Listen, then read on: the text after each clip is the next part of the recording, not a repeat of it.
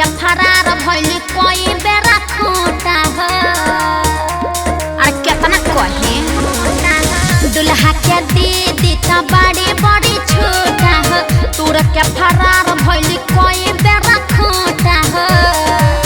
आओ तो जिलावा में ना बड़ी कोइली जब से खेलार भइली खूबे चूल्हावा में झपतारी चइली जब से खेलार भइली।